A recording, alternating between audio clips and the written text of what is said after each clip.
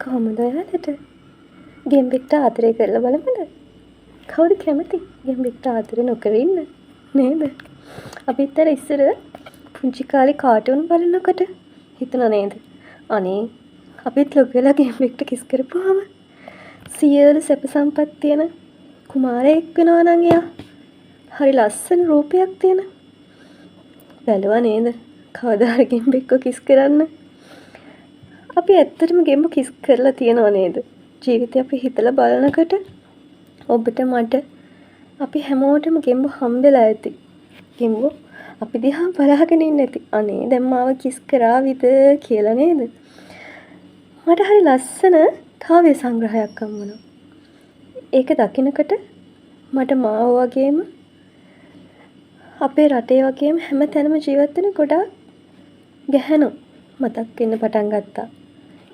හැබැයි විශේෂම දේ මං හිතුවේ මේක එකපාරටම දකිනකොට මේක ලියන්නේ නැත්තේ ගැහැණු කෙනෙක් වෙන්න ඇති කියලා. මොකද ගැහැණු කෙනෙක්නේ සාමාන්‍යයෙන් ගැහැණු කෙනෙක් ගැන හැඟීම් ගැන ගොඩක් දන්නේ.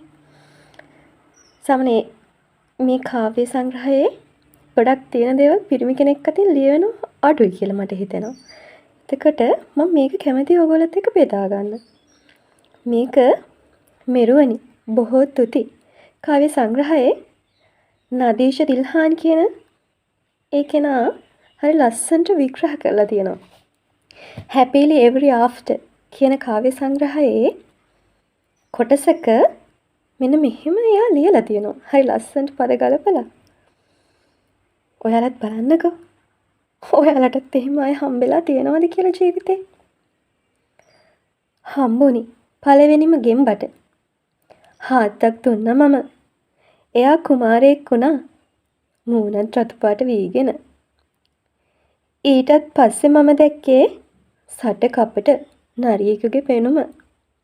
හාදු හොයන්නටම පළඳින ගෙම්බෙක්ගේ වෙස් මූණ. අපේ ජීවිතෙත් අපිට හම්බෙලා තියෙනව නේද?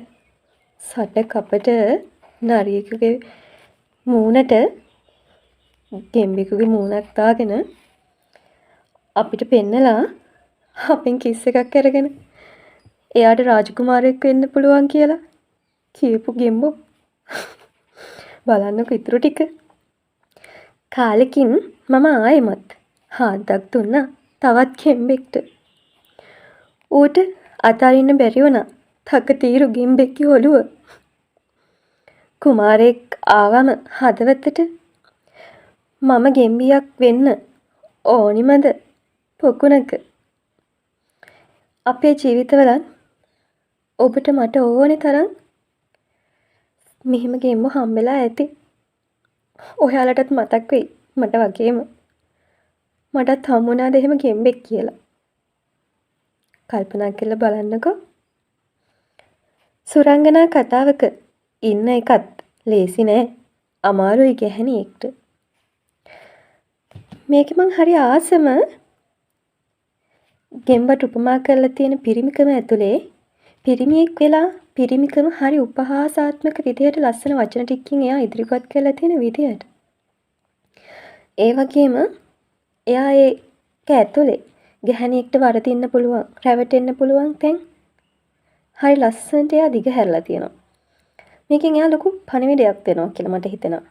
එකක් සමාජයේ ගෙම්බෝ වගේ ජීවත් වෙන පිරිමින්ට කෂේරුකාවක් ඇතුව ඉස්සරහට ඇවිල්ලා පිරිමියෙක් විදිහට ජීවත් වෙන විදිහ සහ ගැහණුන්ට ගැහණුකම ඉස්සරහ ගැහණු බලාපොරොත්තු වෙන දේ මොකක්ද කියන එක යම් අවබෝධයක් ගන්න ඔවුන්ට පිරිමිකම උපහාසාත්මක විදිහට ගෙම්බෙක් නොවි පිරිමියෙක් වේයන් කියන එක ගෙනහැර දක්වලා තියෙනවා.